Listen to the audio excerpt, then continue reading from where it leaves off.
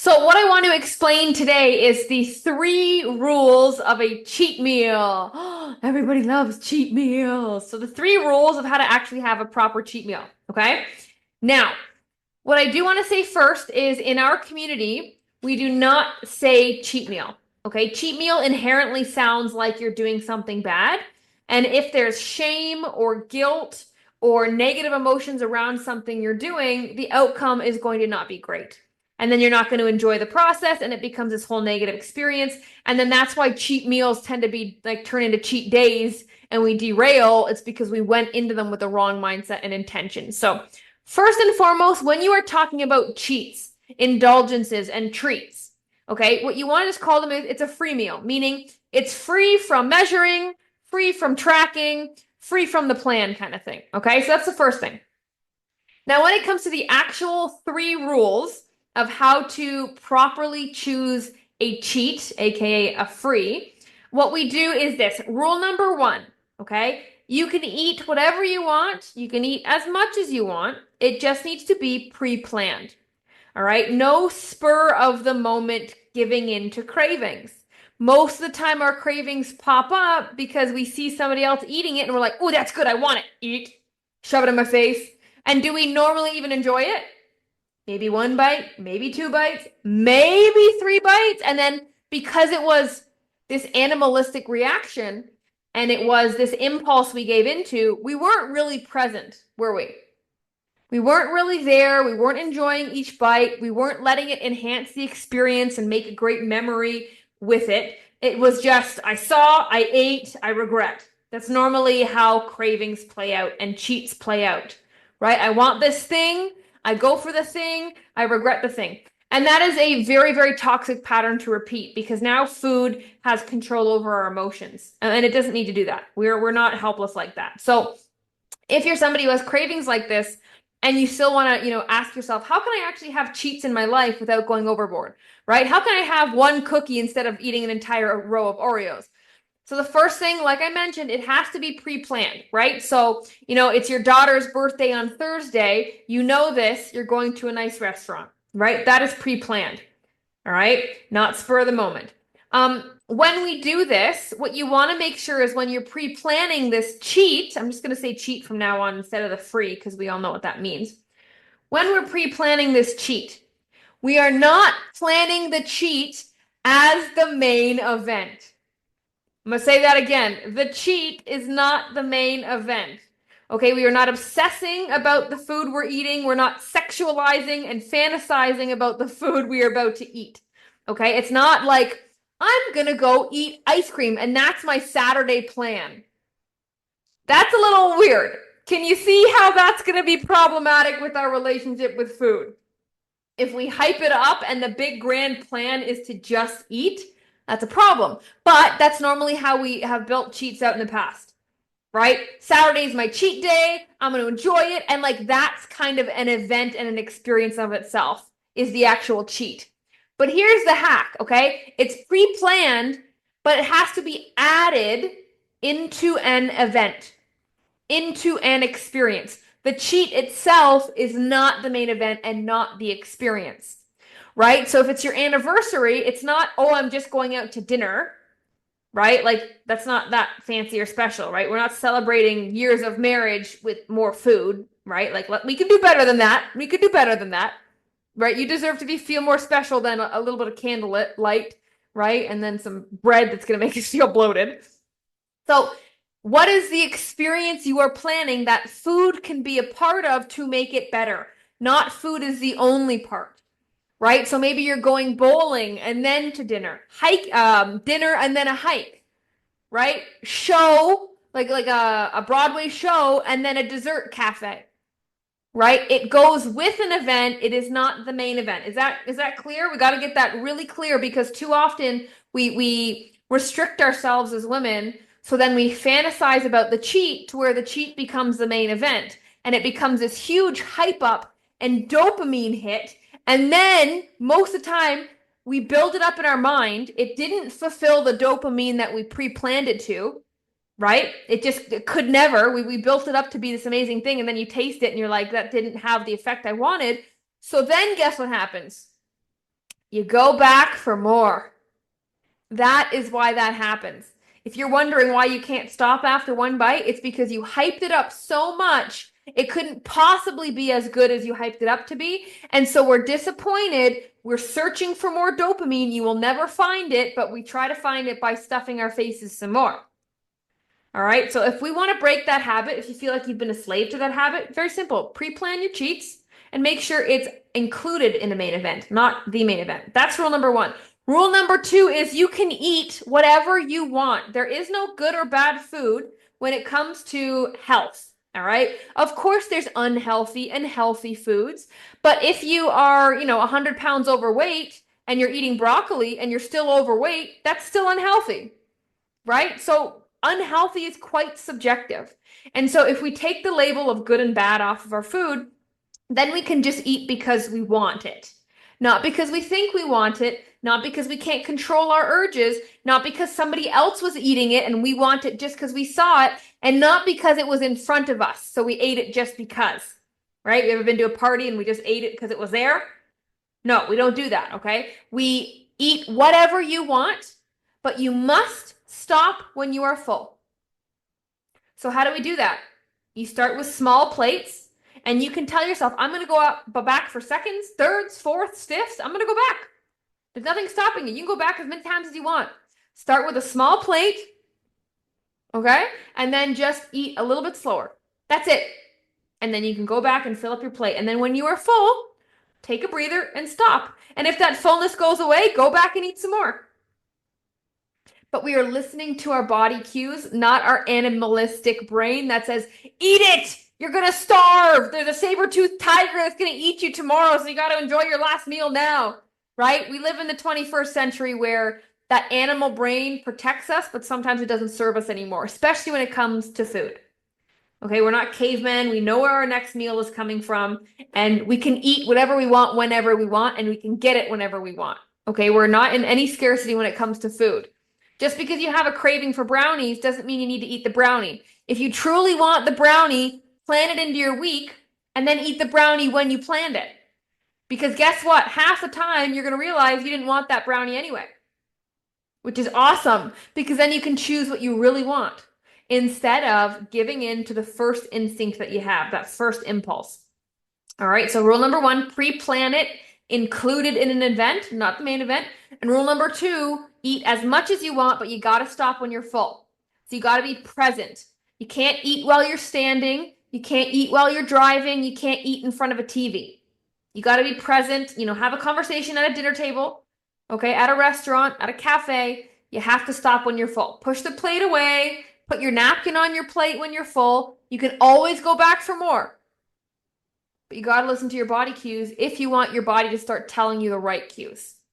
If you really want to be able to listen to your body, you got to first listen to it. Okay? So that's the second rule. Third rule is never eat anything that is for your cheat meal that is less than an 8 out of 10 on the taste and the satisfaction scale. Never.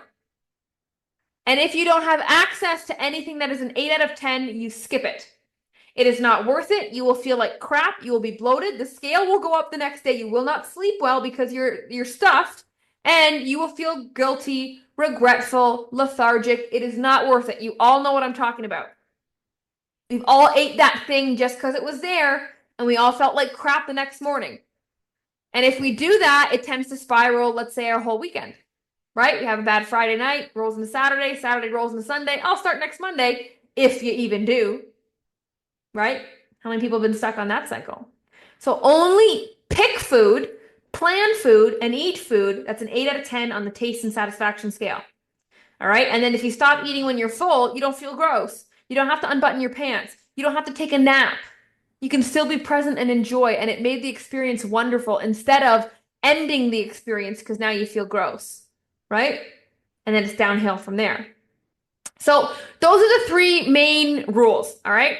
And this is something that you need to practice, okay? I don't expect people to ace tests they haven't studied for.